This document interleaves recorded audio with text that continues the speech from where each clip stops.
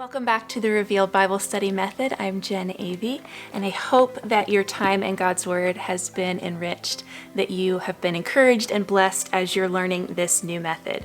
Today, I want to go through the process from start to finish using the book of Philemon as a guide.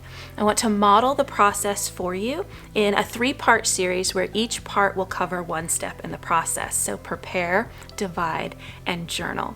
So if you're excited to see the process in action, follow along as we go through the book of Philemon using the Revealed Bible Study Method. So the first thing we're going to do is prepare for our study of the book of Philemon.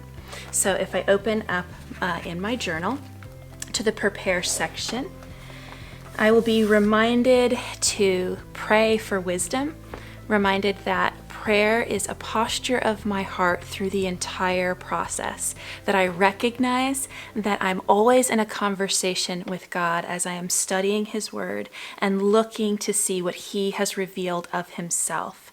So I want to notice prayer, notice my heart's disposition towards the Word and towards my time studying the book of Philemon. Next, I see that I'm going to be gathering context by first reading the whole book from start to finish.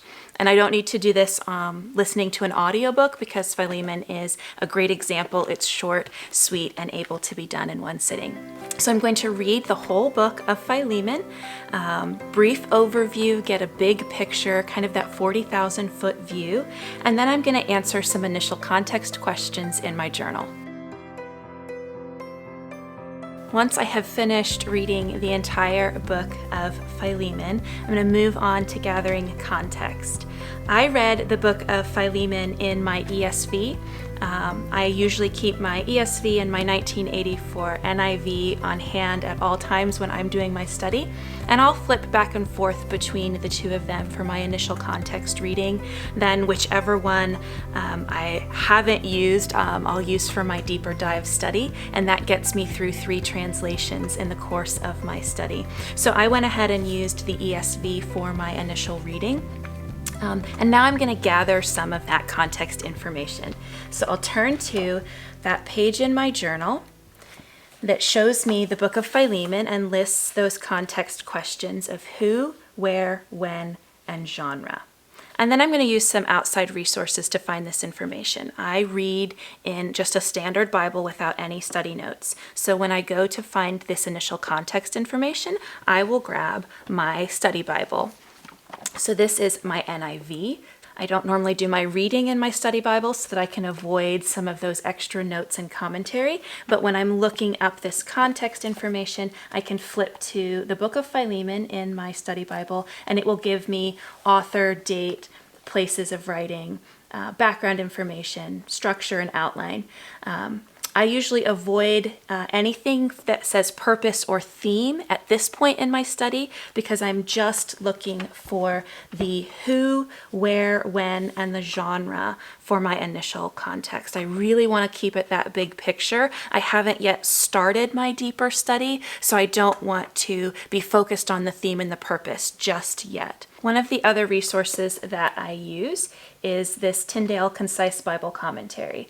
All of this information could be easily found online with a quick Google search. I love a book that I can quickly turn to that's right in front of me. So if I look up the book of Philemon in this, it gives me basic facts, historical setting, author, date. Again, I'd skip the purpose section. And it also is going to give me some initial context for the content. That I would also skip at this point, but I will come back to that at a later time. And the last resource I'll show you is the Zondervan Illustrated Bible Backgrounds Commentary. I love this one because it focuses mostly on that background information that helps to fill in the gaps from then and them to here and now. And so I pull this one out often. So I'll turn here to the book of Philemon in this one so you can see what it looks like. It's a very tiny book, very at the back. But it's going to, again, give some setting information and just important facts on the overview page. So that's where I could pull some of this initial context from. So as I did that and went through those resources, what I discovered from my initial reading, things that I could pull directly from the text, and then things that were supplemented with other sources, is that the authors are Paul and Timothy, that they're writing to Philemon, Apphia, Archippus, and the church in their home. So this is going to be the recipients of this letter. And one of the main characters that's mentioned in this letter is Onesimus, however you would pronounce that. And he is a bondservant, a slave of Philemon. He's been saved while with Paul, and he served Paul in prison. And somehow he has left Philemon under ill circumstances. There has been something that has happened that has damaged that relationship. So not entirely sure what it is yet at this point, because we'll save that for a little bit later. But from a brief overview and some initial context gathering, I can say that something's not right there in that relationship. The location is Colossae, where this letter would be written to. It was sent along with the book of Colossians, which was a book written to all of the house churches in the area of Colossae. So that's a key piece of information. As I go through and do my deeper study in Philemon, it's helpful to know this, because then I can read through the book of Colossians to gather more context and more insight to any questions that I might have. So this letter was delivered with the letter to the Colossian churches. The time frame of the letter is during Paul's second imprisonment, most likely, and this would have been where he was under house arrest. So he had a little bit more freedom to interact with people, to have visitors come and go, which allows him to be sending these letters and working with so many people around him at the time. So we could see that that's when this is taking place. And then the type of genre or literature is a letter, obviously, but this one is a personal letter. So it's written specifically to an individual or a small group of individuals, as opposed to meant to be circulated to all of the churches in the area. This was something that was a little bit more localized. And the language here we see is language of persuasion. An appeal is taking place. That's evident from just a first read through, that there's some sort of appeal taking place, some sort of exchange that is looking to happen, and there's some contract language, some legal language that's taking place in this letter.